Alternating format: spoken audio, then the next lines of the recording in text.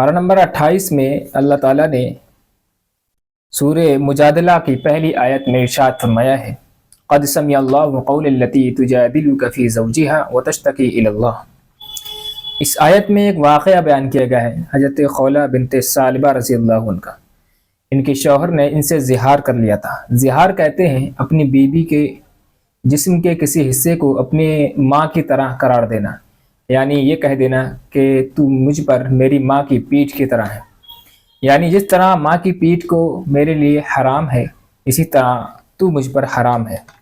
تو انہوں نے یعنی خولہ بنت ثعلبہ رضی اللہ عنہ کے شوہر نے ان سے زہار کر لیا تھا اور کہہ دیا تھا انتی علیہ کا ظہر امی، یعنی تو مجھ پر میری ماں کی پیٹھ کی طرح ہے۔ یہ واقعہ حضور صلی اللہ علیہ وسلم کو سنایا گیا۔ حضرت خولہ رضی اللہ عنہ گئیں اور حضور صلی اللہ علیہ وسلم کو اس واقعے کی خبر دی۔ حضور صلی اللہ علیہ وسلم اس وقت خاموش رہے۔ اس وقت یہ آیت نازل ہوئی کہ جنہوں نے زہار کر لیا ہے ان کی طلاق نہیں ہوئی بلکہ وہ کفارہ ادا کریں۔ زمانے جاہلیت میں زہار کرنے سے طلاق ہو جایا کرتی تھی، لیکن اسلام نے اس کو ختم کیا اور کہا کہ طلاق نہیں ہوئی بلکہ اس کے بدلے میں کفارہ دینا پڑے گا۔ کفارہ کیا ہوگا؟ فتحریر رقبۃ من قبل ان یتماسا، کہ بیوی سے ملنے سے پہلے یا تو غلام آزاد کریں یا مسلسل 2 مہینے کے روزے رکھے، یا روزے رکھنے کی طاقت نہ ہو تو 60 مسکینوں کو کھانا کھلائے، یعنی وہی کفارہ ہے جو روزہ توڑنے پر ہوتا ہے۔ آگے اللہ تعالیٰ نے فرمایا ہے ما یکون من نجوا ثلاثۃ الا هو رابعهم ولا خمسۃ الا هو سادسهم ولا ادنى من ذلك ولا اکثر الا هو معهم اينما كانوا۔ اس آیت میں اللہ تعالیٰ نے فرمایا ہے کہ جو کوئی بھی دوسرے کے خلاف باتیں کرتا ہے یا چغلی کرتا ہے یا دوسرے کو دیکھ کر کے کانا پھوسی کرتا ہے تو اللہ تعالیٰ وہاں موجود ہوتا ہے اور سن رہا ہوتا ہے۔ 2 لوگ کریں تو تیسرا وہاں اللہ ہوتا ہے، 3 کریں تو چوتھا وہاں اللہ ہوتا ہے، یعنی اللہ تعالیٰ کی نگرانی میں سب کچھ ہو رہا ہوتا ہے اور اللہ تعالیٰ اس سب کو دیکھ رہا ہوتا ہے۔ اصل میں یہ آیت اس وقت نازل ہوئی تھی کہ صحابہ کرام کو دیکھ کر کے منافقین جو تھے آپس میں باتیں کر لیا کرتے تھے اور آپس میں چپکے چپکے باتیں کرنے شروع کر دیتے تھے، جس سے صحابہ کرام کو تکلیف ہوتی تھی کہ شاید ہمارے خلاف کوئی بات ہو رہی ہے۔ آگے اللہ تعالیٰ نے فرمایا یا ایھا الذین آمنوا اذا قیل لکم تفسحوا فی المجالس فافسحوا یفسح اللہ لکم۔ یہ واقعہ اس میں بیان کیا گیا ہے کہ چبوترا تھا ایک صفہ نام کا، جو ایک صحابہ کرام کا مدرسہ تھا اور غریب صحابہ کرام وہاں قرآن کی تعلیم اور قرآنی حلقے وہاں لگا کرتے تھے، قرآن کی تعلیم حاصل کرتے تھے۔ تو یہاں پر جو ہے بہت سے بدری صحابہ کرام ایک بار حاضر ہوئے تو بعض صحابہ کرام نے ان کو جگہ نہیں دی بیٹھنے کے لیے، تو ان سے کہا گیا کہ جب کوئی آئے تو تم مجلس کو کشادہ کر لیا کرو۔ اور یہ ایک اصول ہے کہ جب بھی کوئی آپ کی مجلس میں حاضر ہو تو مجلسین کو چاہیے کہ وہاں کشادگی کر لیں، وہاں جگہ دے دیں ان کو بیٹھنے کے لیے۔ آگے فرمایا یا ایھا الذین آمنوا اذا ناجیتم الرسول فقدموا بین ایدی نجواکم صدقہ۔ منافقین جو تھے حضور صلی اللہ علیہ وسلم کو ہر وقت گھیر کے بیٹھے رہتے تھے اور باتیں کرتے تھے، سوالات کرتے تھے۔ بعض صحابہ کرام بیچارے مخلص تھے، ان کو جگہ نہیں ملتی تھی، ان کو حضور صلی اللہ علیہ وسلم سے باتیں کرنے کا موقع اور آپ سے استفادہ کرنے کا موقع نہیں مل پاتا تھا۔ تو کچھ دنوں کے لیے یہ کہہ دیا گیا کہ جو کوئی بھی حضور صلی اللہ علیہ وسلم سے اکیلے میں ملنا چاہے اسے چاہیے کہ وہ صدقہ کر کے آئے پہلے۔ تو یہ چیز منافقین کو بڑی بھاری لگی کہ ہم جو ہے حضور سے ملاقات کریں اور صدقہ دیں۔ تو اس طرح منافقین کا آنا جانا بند ہو گیا تھا اور صحابہ کرام کو وہاں آسانی ہو گئی تھی اور ملنے کے لیے آپ کو مل جاتا تھا۔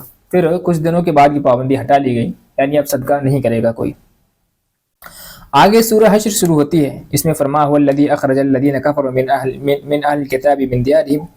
اس میں یہودی جو تھے مدینے میں رہتے تھے ان کو نکالنے کا واقعہ ہے کہ یہودی جو تھے حضور صلی اللہ علیہ وسلم کے ساتھ غداری کر گئے تھے۔ معاہدہ تھا کہ جو کوئی بھی مدینے پر حملہ کرے گا ہم ڈٹ کر کے مقابلہ کریں گے، لیکن یہودیوں نے وہاں دھوکہ دیا تھا اور کفار مکہ کا ساتھ دیا تھا۔ تو حضور صلی اللہ علیہ وسلم نے پھر یہودیوں سے جنگ کی تھی اور یہودیوں کو وہاں سے نکال دیا تھا۔ آگے پھر فرمایا ما افاء اللہ علی رسولہ من اہل القری فللہ ولرسولہ ولذی القربى والیتامى والمساکین وابن السبیل۔ اس میں مال فے کی تفصیل بیان کی گئی ہے۔ مال فے اس مال کو کہتے ہیں کہ جنگ میں کوئی بھی سامان بغیر کسی جنگ کے حاصل ہو، یعنی جنگ کرنے کے لیے گئے، دشمن جو ہے آپ کی ہیبت کو دیکھ کر کے بھاگ گیا، جنگ کی نوبت نہیں آئی اور کچھ سامان وہ چھوڑ گیا، تو جو سامان بغیر جنگ کیے حاصل ہو جائے اس کو مال فے کہتے ہیں۔ جنگ کرنے کے بعد جو سامان حاصل ہو اس کو مال غنیمت کہتے ہیں۔ دونوں کے احکام الگ ہیں۔ مال غنیمت کے 5 حصے بیان کیے جائیں گے، جیسا کہ میں نے 10ویں پارے میں بیان کر دیا تھا۔ اسی طرح مال فے جو ہوگا وہ ٹوٹلی حضور صلی اللہ علیہ وسلم کے ذمے ہوگا، حضور صلی اللہ علیہ وسلم جس کو چاہیں جہاں چاہیں خرچ کریں، یا آپ کے اختیار میں ہوگا۔ آگے فرما والذین تبوؤا الدار والایمان من قبلہم یحبون من ہاجر الیہم، اس میں حضرت ابو طلحہ رضی اللہ عنہ کا ایک واقعہ ہے کہ انہوں نے جو ہے بعض صحابہ کرام کی دعوت کی تھی، وہ انصاری صحابی تھے اور مہاجرین کی دعوت کی تھی، تو کھانا کم تھا، تو یا تو خود کھا لیتے یا اپنے مہمان کو کھلا دیتے۔ تو جب مہمان کھانا کھانے کے لیے آئے تو آپ نے چراغ بجھا دیا تھا، اور مہمان کو یہ لگ رہا تھا کہ ابو طلحہ بھی کھانا کھا رہے ہیں۔ آگے فرما کمثل الذین من قبلہم قریبا ذاقوا وبال امرہم، اس میں قبیلہ بنو قینقاع کا واقعہ ہے۔ بنو قینقاع یہ ایک یہودیوں کا قبیلہ تھا، تو اس کے بارے میں فرمایا گیا ہے کہ انہوں نے بھی اپنے سزا بھگتی کہ انہوں نے حضور صلی اللہ علیہ وسلم کو دھوکہ دیا، تو حضور صلی اللہ علیہ وسلم نے ان کو خیبر سے نکال کر کے پھینک دیا تھا۔ یہی واقعہ اس میں بیان کیا گیا ہے۔ آگے سورہ ممتحنہ شروع ہوتی ہے۔ ممتحنہ کے معنی ہوتے ہیں امتحان لی ہوئی۔ اس میں چند عورتوں کے بارے میں بیان فرمایا گیا کہ اے نبی، آپ کے پاس کوئی بھی عورت آئے مسلمان ہو کر کے تو پہلے آپ اس کا ٹیسٹ کر لیا کریں کہ واقعی یہ مسلمان ہے یا نہیں ہے۔ اسی کے بارے میں فرمایا، پہلی آیت ہے اس کی، یا ایھا الذین آمنوا لا تتخذوا عدوی وعدوکم اولیاء تلقون الیہم بالمودۃ، اس میں حاطب ابن بلتع کا واقعہ ہے کہ ایک عورت مکے سے مدینہ آئی تھی مسلمان ہو کر کے۔ اب شرط یہ تھی کہ جو کوئی بھی مسلمان ہو کر کے مدینہ آئے گا وہ ہمیں واپس کرنا پڑے گا، تو مسلمانوں نے شرط کے مطابق وہاں اس کو واپس کیا۔ تو حاطب ابن بلتع جو تھے وہ ان کا پریوار جو تھا مکے میں تھا، انہیں ڈر تھا کہ کفار مکہ کہیں نقصان نہ پہنچا دے ان کے پریوار کو، تو حاطب ابن بلتع نے مکے والوں پر یہ مہربانی کی کہ ایک خط میں یہ لکھ کر کے اس عورت کو دے دیا کہ حضور صلی اللہ علیہ وسلم مکے پر حملہ کرنے والے ہیں، یہ سوچ کر کے کہ میں مکے والوں کی تھوڑی سی ہیلپ کر دوں گا تو میرے گھر والے بچ جائیں گے۔ تو حضور صلی اللہ علیہ وسلم کو وحی کے ذریعے بتا دیا گیا۔ تو جب وہ عورت چلی گئی تو آپ صلی اللہ علیہ وسلم نے حضرت علی رضی اللہ عنہ کو اور بعض صحابہ کرام کو بہت تیز ترار گھوڑے کے ساتھ وہاں بھیجا، اور حضرت علی رضی اللہ عنہ نے اس عورت کو پکڑ لیا تھا، پھر وہ خط لے لیا تھا۔ یہ آیت نازل ہوئی تھی کہ اے ایمان والوں، تم میرے دشمنوں کو اور اپنے دشمنوں کو دوست مت بناؤ، یعنی مکے والوں کو دوست مت بناؤ، کہیں ایسا نہ ہو کہ تم اپنے آپ کو ہلاکت میں ڈال دو۔ آگے فرمایا یا ایھا الذین آمنوا اذا جاءکم المؤمنات مہاجرات فامتحنوہن، یہ فرمایا کہ جب عورتیں تمہارے پاس آئیں تو پہلے ان کا امتحان لے لیا کرو۔ آگے فرمایا یا ایھا الذین آمنوا اذا جاءک المؤمنات یباینک علی الا یشرکن باللہ، اس میں جو ہے یہ فرمایا گیا کہ تم جو ہے ٹیسٹ لینے کے ساتھ ساتھ ان سے کچھ عہد بھی لے لیا کرو کہ وہ جو ہے بیعت کریں آپ کے ہاتھ پر، اللہ یشرکن باللہ کہ وہ شرک نہیں کریں گی، ولا یسرقن وہ چوری نہیں کریں گی، ولا یزنین کہ وہ زنا نہیں کریں گی، ولا یقتلن اولادہن اور اولاد کو قتل نہیں کریں گی، ولا یاتین ببہتان یفترینہ بین ایدیہن وارجلہن یعنی کسی پر جھوٹا الزام نہیں لگائیں گے، بہتان نہیں لگائیں گے، ولا یعصینک فی معروف اور گناہ نہیں کریں گی، اچھے کاموں میں گناہ نہیں کریں گے۔ یہ چیز حضور صلی اللہ علیہ وسلم کے لیے بتائی گئی کہ عورتیں جب آپ کے پاس آئیں تو آپ جو ہے ان کا ٹیسٹ لے لیا کریں۔ آگے سورہ صف شروع ہوتی ہے۔ صف کے معنی آتے ہیں قطار باندھنا۔ فرمایا یا ایھا الذین آمنوا لم تقولون ما لا تفعلون، بعض صحابہ کرام نے یہ کہہ دیا تھا کہ اللہ کا کوئی بھی حکم نازل ہو ہم ہر حال میں عمل کے لیے تیار ہیں۔ فرمایا کہ ایسا نہ ہو کہ کوئی کٹھن حکم آ جائے اور تم نہ کر سکو، اس لیے ایسی بات مت کہو، یعنی جو تم نہیں کر سکتے ہو اس کے بارے میں مت کہو۔ فرمایا یریدون لیطفئوا نور اللہ بافواہہم، یہ لوگ یہ چاہتے ہیں کہ اللہ کے نور کو بجھا دیں، واللہ متم نورہ ولو کرہ الکافرون، اور اللہ کا نور یعنی اسلام ہمیشہ مکمل ہو کر کے رہے گا، اگرچہ کافر کتنا ہی بلبلائیں، کتنا ہی بجھانے کی کوشش کریں۔ اور الحمدللہ حضور صلی اللہ علیہ وسلم کے بعد پوری دنیا میں اسلام پھیل گیا، کسی کافر نے کسی حکومت نے نہیں روک پایا۔ آگے فرمایا کونوا یا ایھا الذین آمنوا کونوا انصار اللہ کما قال عیسی ابن مریم للحواریین من انصاری الی اللہ قال الحواریون نحن انصار اللہ، اس میں یہ واقعہ بیان کیا گیا ہے کہ عیسیٰ علیہ السلام کے ماننے والوں کو آپ کے ساتھیوں کو حواری کہا جاتا تھا۔ آپ علیہ السلام نے جب کہا تھا کہ میری مدد کون کرے گا تو حواری لوگوں نے کہا تھا کہ ہم آپ کی مدد کریں گے۔ اسی طرح صحابہ سے کہا گیا کہ تم جو ہے حضور صلی اللہ علیہ وسلم کی ویسی ہی مدد کرنا جیسا کہ عیسیٰ علیہ السلام کے ماننے والوں نے عیسیٰ علیہ السلام کی تھی۔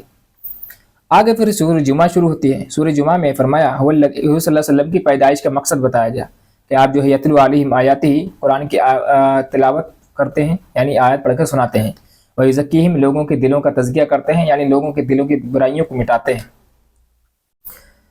ویعلمہم الکتاب والحکمہ، اور کتاب و حکمت کی باتیں سکھاتے ہیں. آگے فرمایا مثل الذین حملوا التوراۃ ثم لم يحملوها كمثل الحمار يحمل اسفارا. اس میں جو ہے یہودی علماء جو تھے، جو توریت کا عالم تھے، ان کی مثال گدھے کی سی دی گئی. جس طرح گدھے کے اوپر کتابیں لاد دی جاتی ہیں اور گدھا صاحب علم نہیں بن جاتا، اسی طرح یہودی علماء جو تھے کتاب کا علم تو جانتے تھے لیکن وہ اس سے کوئی فائدہ نہیں پہنچاتے تھے لوگوں کو، تو ان کی مثال گدھے کی سی ہے. آگے فرمایا یا ایھا الذین آمنوا اذا نودی للصلاۃ من یوم الجمعہ فاسعوا الی ذکر اللہ وذروا البیع. سورہ جمعہ کی اس آیت میں اللہ تعالیٰ نے جمعہ کا احکام بیان کیا کہ جب جمعے کی پہلی اذان ہو جائے تو اس وقت جو ہے خرید و فروخت چھوڑ دینا چاہیے، اور خرید و فروخت کرنا اس وقت ناجائز و حرام ہے. جب نماز پڑھ لو تو آپ جو ہے مارکیٹ میں جاؤ اور خرید و فروخت کرو. سورہ منافقون ہے آگے، یہ منافقین کے بارے میں نازل ہوئی. منافقین جو ہے قسمیں کھا کر کہتے تھے کہ آپ ہی اللہ کے رسول ہیں. اللہ تعالیٰ کہتا ہے واللہ یعلم انک لرسول واللہ یشہد انہم لکاذبون، اللہ تعالیٰ گواہی دیتا ہے کہ یہ جھوٹے ہیں. آگے فرمایا یقولون لئن رجعنا الی المدینۃ لیخرجن الاعز منها الاذل. اس میں جو ہے ایک واقعہ بیان کیا گیا ہے کہ بعض انصار اور مہاجرین کی آپس میں کچھ بحث ہو گئی تھی ایک چشمے کے قریب پانی بھرنے کے سلسلے میں، اور یہ غزوہ بنی مصطلق میں واقعہ پیش آیا تھا. اس وقت یہودیوں کا سردار عبداللہ ابن ابی نے جو ہے انصاری صحابیوں کو بھڑکا تھا کہ یہ مہاجر جن کی تم نے مدد کی اب یہ ہم پر ہاتھ لمبے کرنے لگے، ہم مدینہ چل کر کے ان کو بڑی ذلت کے ساتھ نکالیں گے، یعنی ہم عزت دار ہیں، عزت دار لوگ ہیں، ذلیل لوگوں کو نکالیں گے. یعنی مہاجر صحابہ کو ذلیل کہا تھا. اللہ تعالیٰ نے کہا وَلِلَّهِ الْعِزَّةُ وَلِرَسُولِهِ، اور عزت تو اللہ اور اس کے رسول کے لیے ہے، منافقین کے لیے عزت کہاں ہے. آگے سورہ تغابن شروع ہوتی ہے. اس میں ایک آیت آئی ہے یوم التغابن. تغابن کے معنی ہار اور جیت، ہار اور جیت کا فیصلہ، اس لیے سورت کا نام سورہ تغابن رکھا گیا. اس میں ہے یا یوم یجمعکم لیوم الجمع ذلک یوم التغابن، اور جس دن اللہ تعالیٰ تمام لوگوں کو جمع کرے گا پھر وہ ہار اور جیت کا دن ہوگا. کفار اور مشرکین جہنمیوں کے لیے ہار کا دن ہوگا، اور متقی پرہیزگار اور ایمان والوں کے لیے جیت کا دن ہوگا کیونکہ وہ جنت میں جائیں گے. آگے فرمایا یا ایھا الذین آمنوا ان من ازواجکم واولادکم عدوا لکم فاحذروہم وَإِن تَعْفُوا وَتَصْفَحُوا فَإِنَّ اللَّهَ غَفُورٌ رَحِيمٌ. اس آیت میں فرمایا یا اے ایمان والو، تمہاری بیویاں تمہاری اولاد یہ تمہاری دشمن ہیں، تم ان سے بچو. دشمن ہونے کا مطلب یہ ہے کہ یہ دشمنی کا سبب بنتی ہے، اس لیے دشمنی کرنے سے بچو، ان کے وجہ سے لوگوں سے تم دشمنی نہ کرو. وَإِن تَعْفُوا وَتَصْفَحُوا، اگر تم ان کو معاف کرو اور ان کا تصفیہ یعنی دل سے کوئی بات نکال دو ان کے متعلق ہو تو یہ تمہارے لیے بہتر ہے. آگے فرمایا یا ایھا النبی اذا طلقتم النساء فطلقوهن لعدتهن واحصوا العدة. اے نبی جب تم اپنی بیویوں کو طلاق دو تو تم ان کو طلاق دو عدت کے لیے اور ان کی عدت کو شمار کیا کرو. اس میں طلاق دینے کا طریقہ بتایا گیا ہے. پہلی بات تو یہ ہے طلاق دینی ہی نہیں چاہیے. اگر کوئی نوبت ایسی آ جائے میاں بیوی میں بن ہی نہیں رہی، میاں بیوی میں بالکل ہر ممکنہ کوشش کے باوجود بھی بن نہیں رہی، تو ایسے وقت میں شوہر جو ہے بیوی سے الگ ہو جائے اور طلاق دے دے. طلاق دینے کا بہترین طریقہ یہ بتایا گیا، پہلے ایک طلاق دے اور 1 مہینے کے لیے اس کو ڈیلے کر دے، اور اس میں جو ہے ماہواری کا زمانہ گزر جائے تو دوسری طلاق دے. یہ اس لیے ہے تاکہ 1 مہینے تک ہو سکتا ہے ان دونوں میں آپس میں بن جائے، فوراً جدائی نہیں کریں گے، پھر دوسری طلاق دے. دوسری طلاق دینے کے بعد 1 مہینے تک انتظار کرے گا. جب وہ ماہواری کا زمانہ گزر جائے گا تو ہو سکتا ہے اس درمیان بن جائے، پھر وہ رجوع کر سکتا ہے، پھر تیسری طلاق دے دے. تین کے بعد بھی نہ بنے، 3 طلاق کے بعد پھر رجوع کا حق نہیں ہے، پھر دوبارہ نکاح کرے گا. جبکہ وہ اس عورت نے اگر دوسرے عورت سے شادی کر لی ہو اور اتفاق سے اس نے بھی اس کو طلاق دے دی ہو، تب یہ عورت پہلے شوہر کے حق میں حلال ہوگی. آگے فرمایا تو یعنی طلاق جو ہوگی وہ 3 بار میں دی جائے گی، ایک دم نہیں دی جائے گی، تاکہ جو ہے رجوع کی گنجائش بنی رہے. اسلام تو یہ چاہتا ہے کہ میاں بیوی میں ٹوٹے نہیں، بنی رہے، اس لیے اسلام نے 3 حصوں میں ڈیوائڈ کیا ہے طلاق کو. آگے فرمایا وَمَن يَتَّقِ اللَّهَ يَجْعَل لَهُ مَخْرَجًا. اللہ سے جو ڈرتا ہے اللہ تعالیٰ اس کے کام بنا دیتا ہے. پہلا کام یہ ہے کہ اس کے لیے جو ہے راستے پیدا کر دیتا ہے، آسانیاں پیدا کرتا ہے. وَيَرْزُقُهُ مِنْ حَيْثُ لَا يَحْتَسِبُ، اور ایسی جگہ سے اس کو روزی دیتا ہے کہ اس کو گمان بھی نہیں ہوتا. یعنی اس آیت سے ثابت ہوتا ہے اگر روزی میں برکت چاہتے ہو، مالداری چاہتے ہو تو استغفار کرو، کثرت سے استغفار کرو. حدیث میں بھی یہ ملتا ہے کہ کثرت سے استغفار کرنا یہ روزی میں برکت کا سبب ہے. آگے فرمایا ومن یتق اللہ یجعل لہ من امرہ یسرا، ہر معاملے میں تمہارے لیے آسانی ہوگی اللہ سے ڈرو گے تو. ومن یتق اللہ یکفر عنہ سیئاتہ، یعنی تمہارے گناہ معاف ہو جائیں گے. ویعظم لہ اجرا، تم کو بڑا اجر ملے گا. یہ سب اس بنیاد پر ہے تم اللہ سے ڈرتے رہو، یعنی گناہوں سے بچتے رہو اللہ کے ڈر کی وجہ سے. پھر آگے عورتوں کے حیض کے اقسام بیان کیے گئے، یعنی عورتوں کو ماہواری جب آتی ہے تو طلاق کی جو عدت شمار ہوگی وہ ماہواری کے زمانے سے ہوگی. لیکن اگر کسی عورت کو ماہواری کا زمانہ آ ہی نہیں رہا، خون بلڈ جو ہے آتا ہی نہیں ہے، تو ایسی عورتوں کا کیا حکم ہے؟ یعنی وہ عورتیں یا تو اتنی چھوٹی لڑکی ہو گئی یا پھر کوئی بوڑھی عورت ہو گئی ہو، تو ایسی صورت میں اس کو عدت طلاق جو ہوگی، یعنی طلاق کی عدت ہوگی وہ 3 مہینے گزارے گی. اور اگر عدت وفات ہے، یعنی کسی کا شوہر جو ہے فوت ہو گیا ہے، تو ایسی صورت میں 4 مہینے 10 دن عدت گزارے گی. اسی طرح اگر کسی عورت کے حمل ہے، یعنی اس کے بچہ ہے کوئی پیٹ میں اور اس کو طلاق ہو گئی یا اس کا شوہر جو ہے فوت ہو گیا، تو جب بھی وہ بچہ پیدا ہو جائے گا اس کی طلاق، وہ اس کی عدت مکمل ہو جائے گی. بھلے ہی شوہر کے وفات کے 1 دن بعد وہ بچہ پیدا ہو جائے یا 2 دن بعد ہو جائے، فوراً ہی اس کی عدت مکمل ہو جاتی ہے. یہاں 28ویں پارے کا خلاصہ مکمل ہوا. اللہ تعالیٰ ہم سب کو عملی کی توفیق عطا فرمائے. کل انشاءاللہ ہم اگلی ویڈیو میں 29ویں پارے کا خلاصہ بیان کریں گے.